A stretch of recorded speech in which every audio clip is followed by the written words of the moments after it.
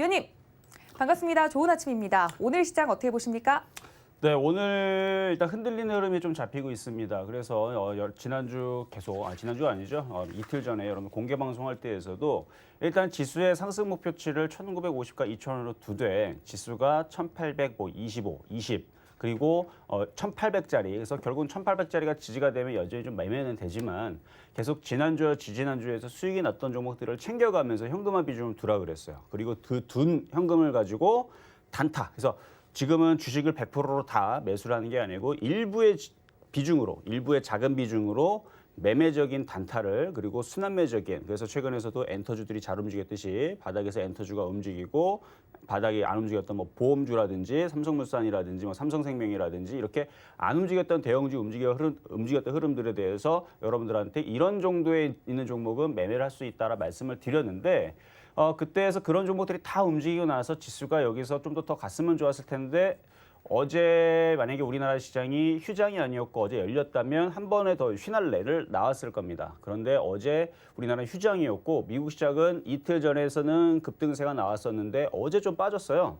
빠지면서 지금 시장들이 흐름들이 일단은 실적에 대한 뭐 안 좋은 얘기들이 좀 나와주면서 지금 미국 시장이 좀 흔들리고 있는데 지금 나스닥 선물도 여전히 마이너스로 좀 되고 있는 상황이고요.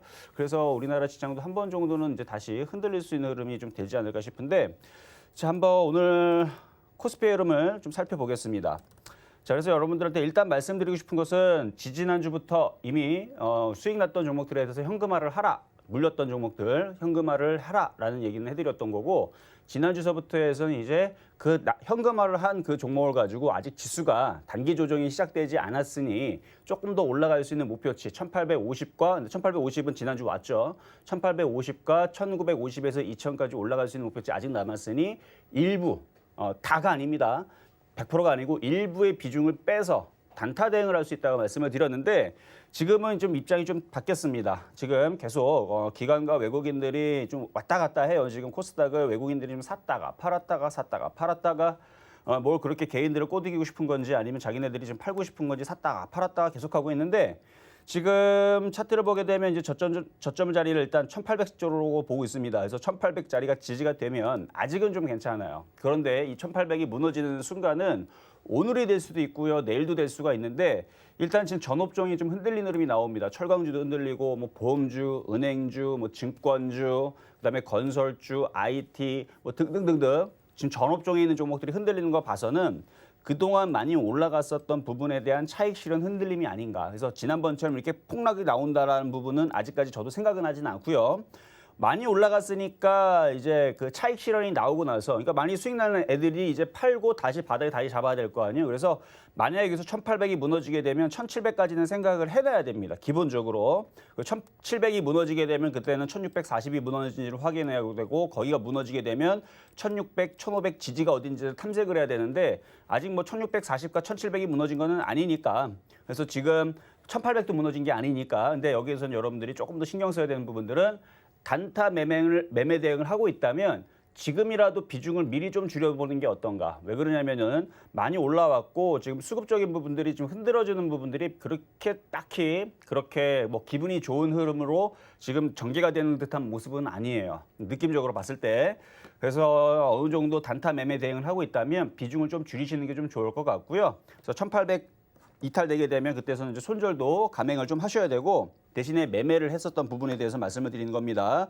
그래서 지금 계속 말씀드리는 부분이 바로 매매를 하기 위한 시장이 어느 정도 지지 라인이 좀 구축이 되거나 아니면 미국 시장이 다시 다우가 다시 올라가든 나스닥이 다시 올라가든 그런 흐름들을 좀 보여줘야 되는데 간밤에 지금 해외 증시 뭐 러시아라든지 독일이라든지 이런 쪽들을 보게 되면 많이 빠졌어요.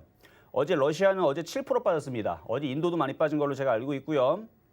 그리고 독일도 지금 4% 가까이 빠졌고 뭐 영국도 마찬가지고 그다음에 뭐 다른 나라들도 그러니까 나스닥이 오히려 그거에 비하면 좀 덜 빠진 부분들인데 지금 해외 시장들이 지금 상황들이 막 올라가려고 막 양봉을 세우면서 올라가는 모습이 아니고 다시 지금 밀리고 있기 때문에 다시 얘기하지만 여러분들이 과거에 많이 물렸던 그런 걸 줄이라는 게 아니고 최근에 이미 벌써 많이 줄였죠. 그리고 나서 최근에 들어간 거. 그러니까 일주일에서 2주일 사이에 들어갔었던 여러분들이 단타 매매를 하기 위해서 들어갔던 부분들 있죠. 손실이 작았던 부분들, 뭐 5%가 됐든 뭐 10%가 됐든 그 작은 비중을 들어갔었던 부분들을 가지고 미리 조금 더 현금화 비중을 좀 늘리는 대응을 하시는 게 어떤가라는 말씀을 드리는 거니까 일단은 그렇게 여러분들이 시장 대응을 하시면서 시장은 조만간에 분명히 흔들리긴 할 겁니다. 근데 그 시점이 다음 주냐, 다다음 주냐 그런 부분이 여러분들이 궁금한 거죠. 그래서 그런 부분에 대해서는 제가 공개 방송에서 다시 얘기를 해드릴 거니까 이번에 공개 방송에서 중요한 변곡점이 뭐 이번 주 하면 이제 내일밖에 안 남았는데 뭐 내일 아니면 뭐 다음 주 초에 나오지 않을까 싶어요. 흔들리는 변곡점이